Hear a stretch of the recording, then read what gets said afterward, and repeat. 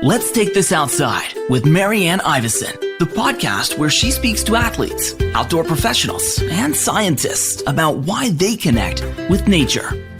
Lindsay Webster is a multiple Spartan World Champion and just overall multi-sport athlete. Lindsay began obstacle racing in 2014, jumping in headfirst with her first race in 2014 for the Spartan Race World Championships in Vermont. She became a full-time professional athlete 2 years later, winning multiple titles as a Spartan World Champion and OCR World Champion. Lindsay recently started competing in trail running and skyrunning, taking home first place at the US SkyRunning Championships. She is thrilled to be representing Canada as her home country. She enjoys the Canadian winters with lots of cross-country skiing with her malamute, Suunto. And when Lindsay isn't training, she spends time on her hobbies of small farming, photography, camping, and baking from her home in Sutton, Quebec. Please welcome, I'm so stoked for this, Lindsay Webster. First of all, welcome. Thank you so much for taking time for me. I hate saying this, but I'm a fan. Well, thanks for having me. My husband's actually away right now, so you're keeping me company. You were here in the Ottawa-Gatineau region a few weekends ago for the Gatineau Loppet, which is one of the coolest ski races, I think so anyway, around. And you placed not in just one, but in 2 races. And for not being a cross-country ski professional athlete, I'd say that's pretty impressive. What happened? Thank you. Yeah, so the first race was the classic ski, and I was really surprised that I placed in that one because I'm not a very good classic skier as far as racers go. And I actually missed my start. So I didn't realize they were mass starts. I thought that it was time starts where they send an athlete off every 15 seconds. And they had me in the P wave. So I was I think they started sending athletes off at 1, and I was oh, I'm not going to go until at least 1:30. So I was just kind of noodling around, warming up, and then all of a sudden, everybody was heading to the start line, and I had my warm-up skis on, so I had to get my race skis and take all my layers off, and it's just rushing. So I didn't miss it by too much. But yeah, I was stuck at the very, very back of the pack, and then I had to kind of work my way through it to the front. But I just did the 15K, and it's always the big, longer races at the Loppet, as you know, that are the competitive ones, the 50 and the 35. So yeah, not too much competition that day. Definitely some fast athletes still, though. And then Sunday was the skate race. That was an effort. Okay, for you to say that was an effort is a lot because you probably have some of the best endurance out there for an athlete. But what place did you come in the skate ski race? The skate ski race, I came 3rd. So the first place girl was actually, the whole race I was racing with this one other female. And the first place girl, so I thought that we were battling for first and second, but it turns out that there was a woman ahead of us, and she was so far ahead that I didn't even know she was up there, which was kind of funny. So she smashed it, and I think she's on the national team or the development team or something. She actually lives out in Canmore, where you just holidayed. I felt pretty good after seeing that. And then I wasn't too far off her time. So I was oh, that's not too shabby. All my water froze, and my water had my calories in it. Cause I was oh, I'll just take liquid calories as my fuel. But it's horrendously cold every year at this race. I think it's notoriously known for being really cold, but the weather was saying this year that it was going to be quite warm, so I was oh, I can get away with this. And then the night before, the weather changed, and I didn't really have a backup plan, so all my calories froze, and so I just didn't eat the whole race. But it was a really hard effort to put my body through. I think that distance, 2.5, 3 hours, is a distance that I'm really familiar with racing from the other races that I do, but never without food. And by the end, I was just so shattered. So there was the girl who I was racing with the whole race. She was behind me the whole race. And then she passed me in the last 2 kilometers, and I just had nothing left. So she ended up beating me by about 12 seconds, which was just really funny, but I tried to stay with her and just couldn't. So I was pretty proud of myself because it's been a while since, I've done an effort that hard where you literally just your body's I was cramping at the finish line and everything. Like I had nothing left to give, so can't complain about that. You are an elite athlete and I'm like a very recreational one, but people ask what skate skiing is like. And I'm like, it's the hardest thing I've ever done. And you do like everything. So like, where does skate ski? Like you've been skiing forever though, right? Like you've been always on Nordic skis, but like where does skate skiing rank in the things that you do that are hard? Skate skiing is pretty hard. I love to do interval sessions on my skate skis because I'm like never more shattered after a workout than I am after that. So my sister actually was a 2-time Olympian in cross country skiing. So she's the person who initially got me on cross country skis in high school because she was like, she's 2 years older than me and she was falling in love with it. And she's like, you got to do this. And then I was lucky because our high school had a Nordic ski team with like really great coaches. And they taught me pretty much all the basics of like how to train as a professional athlete, like everything, all the knowledge that I still use today. So that's all kudos to them. And then my sister too. But yeah, she made me a program for this race to like get me ready for it. And a lot of the workouts were actually similar to running ones that I do quite regularly, but I do them on skis. And I would look at what she prescribed me and be like, oh, it's not that hard of a workout. Like I shouldn't be too tired after this. And I would just be like destroyed. So yeah, I would say that skate skiing uses every muscle in your body, like even your fingers. You mentioned that, things went wrong. Your water froze. Obviously, you made it through and you even placed, which is wild. But has there been any other races before where things just went terribly wrong that you still were able to recover from that you remember? Is there any moments? Yeah. I mean, I've been racing as a professional athlete now for, I think it's 7 years. So mostly obstacle course racing, which I think probably a lot of your listeners are Canadian. And it's not as well known here as like very competitive sport, but in the US, yeah, they have some really competitive races. People come from like Mexico, France, lots of Russian athletes, and people come from all over the world to do it. And there's pretty good prize money and stuff. So yeah, it's good fun. But I've had some races for sure where over 7 years of a career where things have gone wrong. I sprained an ankle like really badly in one race and kind of hobbled through the rest. And then my ankle didn't go back to its normal size for about 3 months. Ankles are the worst. Ankles are so weak.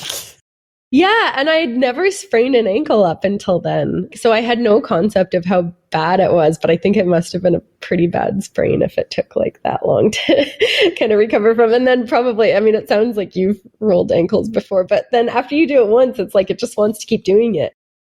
Which you as a runner and a trail runner is like, does not, like, this is not going to fly. I think it was only a matter of time though. I mean, I feel like every trail runner at some point just kind of ends up with flimsy ankles from rolling them. A friend of mine, his name is Liam Walk. I had him on the podcast and he does endurance runs. And he was doing a 100K race and broke his ankle on the 95th kilometer. What? No. Did he finish? So it was during COVID. So like he was supposed to do like Vermont and Vermont was canceled, I believe. So he still wanted to run 100K. So in his head, he was like still running it more casually as a race. And the 95th kilometer breaks it. And there was 2 people on like electric bikes coming down the trail and he like hitched a ride. It was like a movie. Really? Did they give him their bike or did he just like... Yeah, they like lent him one of the bikes. Wow. Oh, that's lucky. I want to bring up the way that we met in the most like appropriate way possible. So my friends and I were hiking in Sutton, Quebec in the Eastern Townships, and we saw this woman sprinting up the mountain and like sprinting, who's clearly like we're panting as we're just walking up. And I recognized you from Instagram like a total idiot, like a total loser. And I'm like, hi, Lindsay, I couldn't control myself. And you said, I'm trying to get a Strava QOM. I think so. You said, we'll chat on the way down. And you ended up on the way down. You actually, not only did you stop, but you chatted with us for like a long time. You were so gracious. We had a great chat. We did like a selfie. I'm such a nerd. Did you end up getting that Strava QM, first of all? And didn't you say that was the first time someone recognized you in the wild? I don't think it's the first time somebody has recognized me like in general in the wild, but at home for sure. I've never had somebody like in my hometown be like, oh, hey, I know you from Instagram. So that was really cool. But yeah, I remember that well because you had such a fun group of friends out that day. And like, it was so easy just to chat with you guys after. But I was so embarrassed to just be like, I'm going after the Strava segment, can't stop. Because my friends and I actually have a joke that like, I don't know, we joke around on trails, especially like when we're on mountain bikes, like we'll be like, move over, going for the QOM or something. And we'll only say it to each other. And then one time as like dares, we were doing it to like pass people down the mountain. But like, it's just, I don't know, it's like, it's kind of like a really, I don't know, we joke around about it being a really nerdy thing to do. So I was like, oh my gosh, I can't believe this actually happened. I guess because of COVID, the trails are like, you can only go up one way right now. You're supposed to go up one way and come down the other way. But the way the Strava segment goes is actually like the way you're supposed to come down. So I still don't have the segment because I went after it that day to try and get it. But I didn't realize that like the segment went up the other trail and not the one that I was on. I was just like following the signs. So silly me. Should have figured that out. But there's like 8 ways to get up that mountain. So it's actually a little bit confusing. It's funny because like you're one of the best outdoor athletes in the world. And it's just funny to me because like I have an unhealthy relationship with Strava. I get really competitive about it. I'm not an elite athlete at all. But do you find it more fun because you probably are able to get them no problem, but like I know it's kind of a joke for you as well. But is it actually a good way for you to like push yourself is doing those Strava segments and going for them? Do you find that fun or like a way to train? Yeah. Well, especially during COVID, like it was, I'm sure you found too, like it was just like a massive motivator to stay fit. And like, I want to clarify too, like we don't joke about getting Strava segments as being nerdy only when you tell people like, I can't talk because I'm going after this Strava segment, or like when you tell people to move off the trail so you can get by because you're going after this segment. But anyway, no, I think it's awesome that they're out there and like for people to go after them as goals. And they're not easy to get either. Like around here, there's so many, Quebec has like so many incredible athletes. Even when I was watching the Olympics this year, like if you look at the roster and all the different sports, there's always somebody from Montreal or Quebec, at least like 1 or 2 people in every sport, which is awesome. But yeah, even here in Sutton, like the running segments, my friend Lynn Bissett has a lot of them and she's an excellent cyclist. And then, yeah, there's just like a lot of local people who are super fast. So I know you have to have that competitive spirit to do what you do. But something that I've noticed, especially on social media, is like your love and your support for other female competitors. And you have this way of like, what you portray is that you stay competitive while lifting others up. And it's a beautiful thing. So is that something, obviously it's something probably like you're extremely gracious and kind person. So obviously it comes natural to you, but do you make a point of making sure that you support other female athletes and other female people who just want to be outside? Yeah, definitely. I mean, I think that's what sport is all about. And it's something to be shared with other people. And like, it wouldn't be any fun just to compete against myself. So even in obstacle racing right now, like one of my competitors is like, she's running a whole program to try and bring other females into the sport, specifically in like kind of like the elite women's field. Because we always just like want more competitive female athletes in there. So yeah, so I'll recruit you too, because I know you say that you're like not an elite athlete, but I mean, when you came to Sutton, you hiked up Round Top, and the day before you went for a giant bike ride. So like, I don't think that's like well above what the average person would do. I would love to go for a gravel ride with you. I would love that.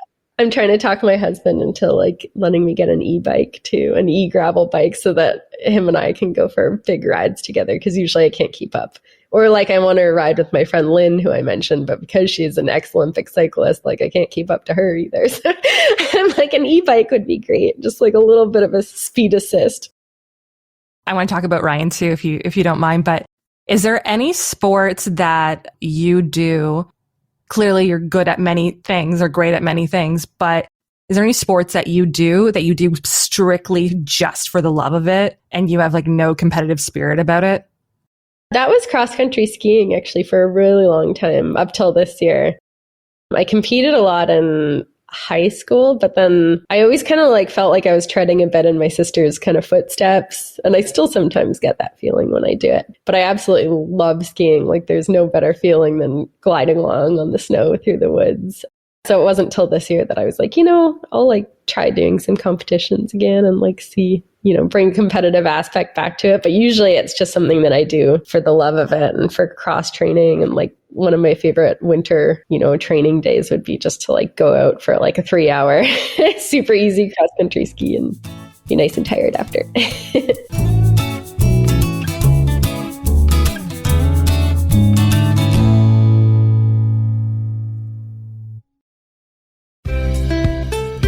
Let's take this outside with Marianne Iveson. Both you and your husband, Ryan, are accomplished athletes.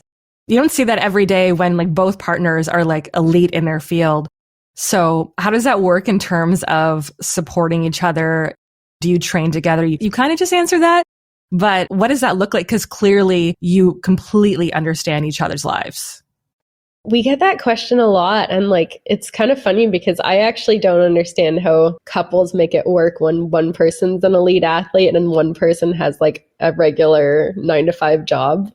Because I don't know, there's just so much about each other that we understand. And there's so many like little selfish aspects, I think, to being a professional athlete. Like you got to eat healthy, you got to go to bed at a reasonable hour. Sometimes we have to like say no to fun things if it's like really not in our best interest and we're quite focused at that time of year or something. So like, it's really nice that we're always on the same page. And then this year with me doing some competing in like other sports, it's actually really weird because we're planning out our race schedules and normally they're exactly the same. We get to like travel together. But this year I'm going to be doing a bunch of sky racing overseas. And then he's doing some bike racing and I'm doing less obstacle racing. So there's like a bunch of times this year that even though we're both pro athletes, like there's going to be chunks for like a month where we won't see each other, which is really weird. That must be hard, right? Do you like do the FaceTime thing? Like how do you make sure that you touch base? Yeah, I don't know. It doesn't get to us that much. Like we're great at being together, but we kind of know that, sometimes you got to do what you got to do. Right now he's over in England for his coaching business. So he'll be gone for like, he gets back in a week. I don't know. I think we just like text each other throughout the day and talk every other day or something like that. We don't get too upset by it, I guess. Yeah. I'm just like, imagine, like you mentioned the e-bike thing. So you said trying to keep up with him. Is that what you said? Yeah. He's a really fast cyclist too. I know that like you train also with your dog Suunto as well, right? What's your favorite thing to do with Suunto? That's a tough one. It's really fun to bring him to the mountain and do skimo laps. So like at Mount Sutton, you can use like skin skis and ski up the mountain and then rip the skins off at the top and ski down like the groomed runs. So it's really fun to take him either like before they open or after they close. And this is a great time of year because they close at 4. So you still have a couple hours of daylight, but he'll trot his way up the mountain with you as you're going up. And then he gets really excited at the top before you get to like shred downhill. And then he just like sprints full out. It's so cool to watch him. It's just like this massive display of dog athleticism. What kind of dog is he again? How do I pronounce that? He's a malamute. So he probably does better in the winter, right? He can probably go all day in the winter. Yeah, exactly. Yeah. He's 10 now, so he's like got some arthritis. He's starting to slow down. But when he was younger, yeah, we had some days in the mountains. We'd take him out for like 12-hour days with us and he like wouldn't be phased. He would love it. Everything that you do for the most part, I'm sure you do training indoors too, but is just completely outside. And that's what this podcast is about, is talking about our connection to nature, right? What is it about everything that you do? Like, it must be a part of you now, right? That everything you do is outside, whether you are in California or whether you're in Europe or whether you're at your home in Sutton. What is it about being outside and playing outside and competing outside that elevates it for you? Oh, so many things.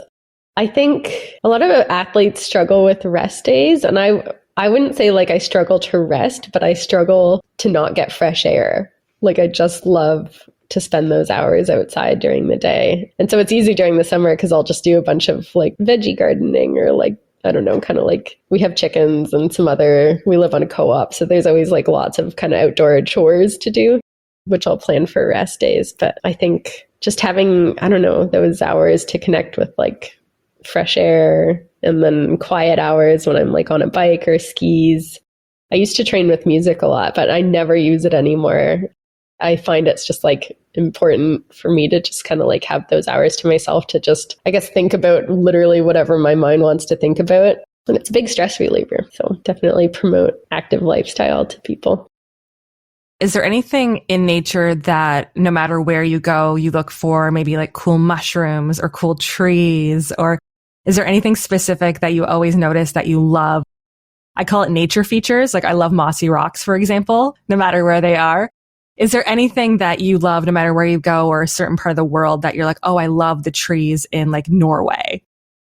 Yeah, Ryan's the tree guy. I'm definitely getting into mushrooms because they grow so plentifully back behind our house certain times of the year, usually like late fall. We see tons and tons of them. It's really fun to just see the really weird ones and try and figure out what they are.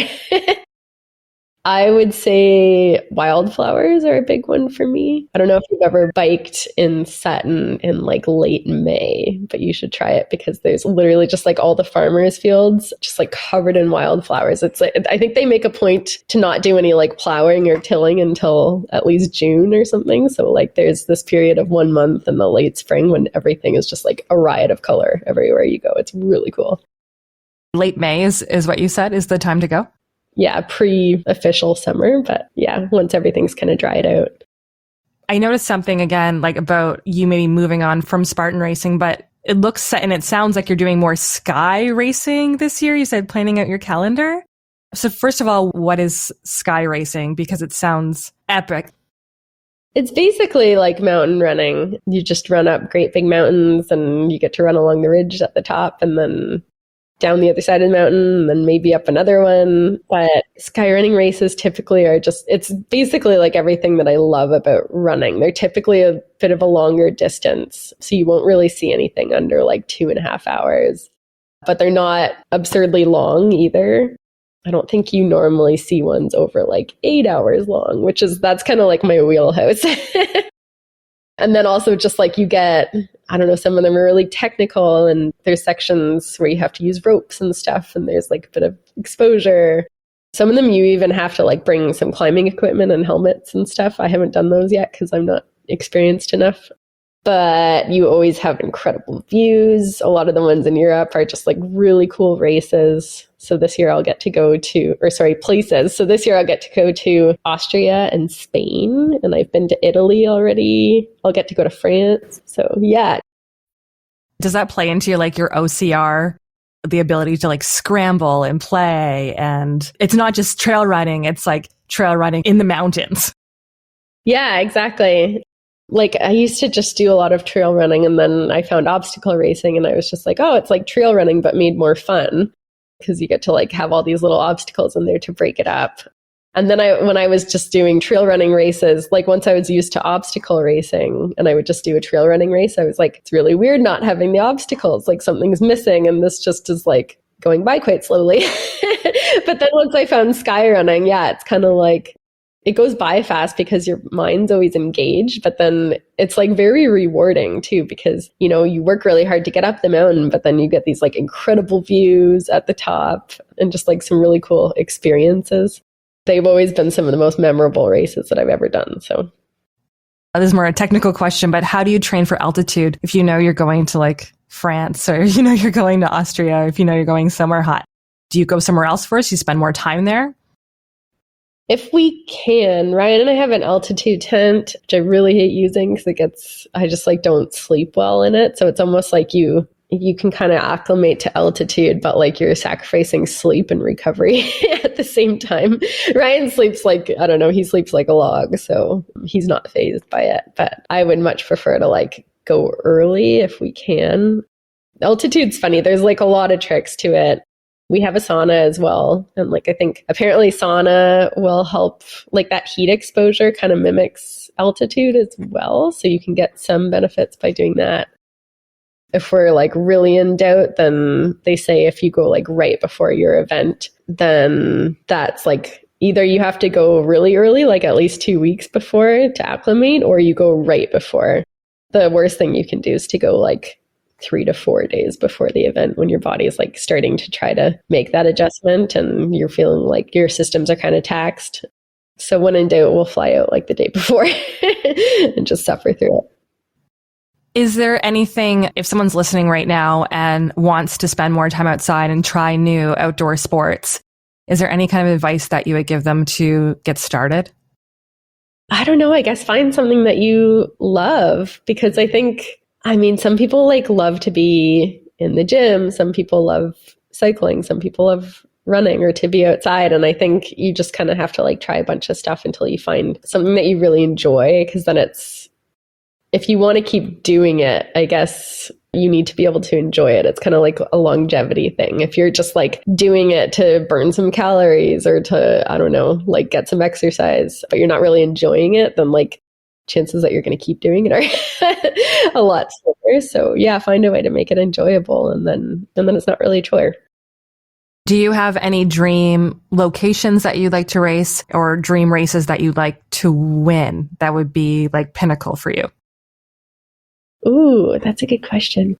Yeah, locations, like a lot of the places that I mentioned I'm going this year, because I'm doing less obstacle racing and focusing on skyrunning. I was like, okay, this is going to be the year where I just kind of like tick off all those races that I've been wanting to do for a long time, but haven't been able to previously because our schedule gets pretty filled up with obstacle races. So yeah, and then ones that I want to win, I don't know. I haven't really thought about winning any of them. I don't know. Like, I think the Loppet was really cool this year to podium at. That was kind of like a goal that I never thought that I'd be able to like make the podium in that race. So that was like really cool. And then of course I'd love to like win a sky race, but people are fast. Especially the Europeans, right? Yeah, it's insane. They're so fast. Lindsay Webster, thank you for taking time for me. And yeah, I would love to jump on the gravel bike with you and try to keep up. Maybe I should get the e-bike. Yeah, let me know if you're ever in Sutton. I would love to go for a ride. I'm always looking for company, so I would love that. Thanks for listening. For more Let's Take This Outside, go to ivisonvoice.com/podcast. Produced and distributed by the Sound Off Media Company.